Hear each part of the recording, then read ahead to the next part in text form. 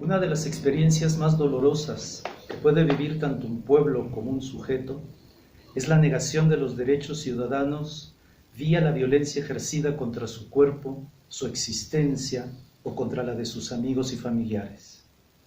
No solo el exilio cambió la geografía social y existencial de muchos latinoamericanos, no solo el destierro rompió familias, sueños y vuelos, también la evidencia de la desaparición forzada incidió de manera violenta en la vida de miles de personas. Nos abocaremos aquí a lo sucedido en un tiempo en la República Argentina.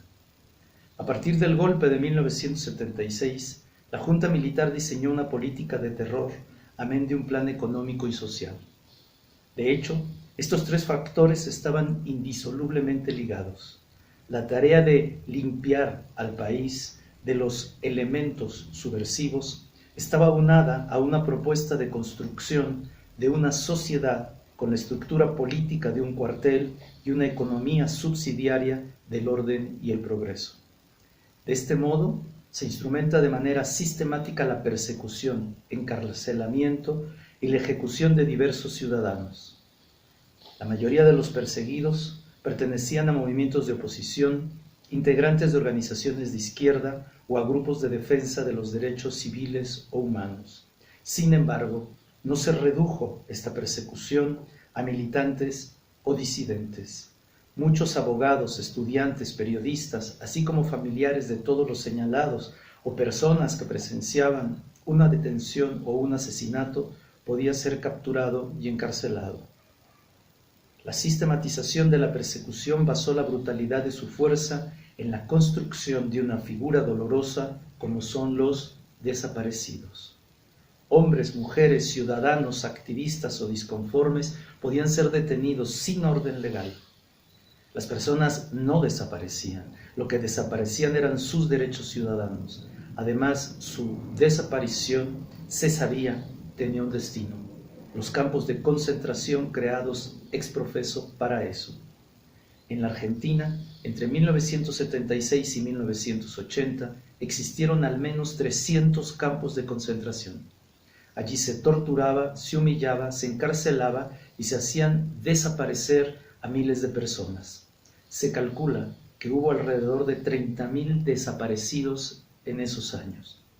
La función de los campos de concentración era clara: exponer sin mostrar el poder de violación de los derechos humanos por parte del ejército y la policía. Esos campos demostraban a la población que los que tenían el poder podían violar la ley y hacer valer su fuerza amparado en las armas y no en la Constitución. En el horizonte de su crueldad, lo que parecía ser el objetivo no era solo arrasar con cualquier posible opositor o movimiento de rebeldía, sino desaparecer la vida, el cuerpo y la historia de los sujetos. El gobierno militar intentaba imponerse como un otro absoluto a partir del uso de la violencia y el horror.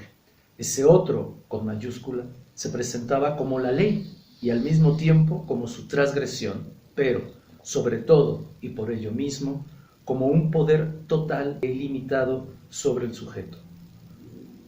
La tortura era el método inmediato para lograrlo. Esta tomaba diversos caminos. Podía ejercerse como humillación, violación sexual, quebrantamiento brutal sobre los cuerpos de los encarcelados, aislamiento o fusilamientos simulados y realizados ante la población del campo. Se trataba de violencia física y psíquica contra los detenidos y las detenidas ilegalmente. La función de esta violación de la ley era la destrucción del sujeto. Esta demolición se daba como desmoronamiento de su integridad tanto corporal como mental. Se trataba de un intento de borrar sus lazos con el exterior, de someterle bajo una égida de la ilegalidad ilimitada y la violencia sin lógica aparente. El terror era el medio y el fin de esta devastación subjetiva. Había otro modo de pretender arrancarle al sujeto su historia. Uno de los primeros pasos en este intento de borramiento del sujeto era que, al llegar a esos campos, se les quitaba su nombre y se le imponía una cifra que lo identificaba desde entonces, ¿sí? Como en los campos de exterminio nazi. Al respecto, dice Pilar Claveiro: Con el ingreso a las prisiones clandestinas, el individuo sufre un corte, una escisión entre el antes y el después, marcado por la tortura, en la que aprende que ni siquiera su cuerpo le pertenece. Pierde de un plumazo su identidad política e incluso su identidad primera, el nombre, que pasa a ser un número. La Junta Militar, con la creación de estos campos, gestaba un espacio de excepción a la Constitución y a la legalidad.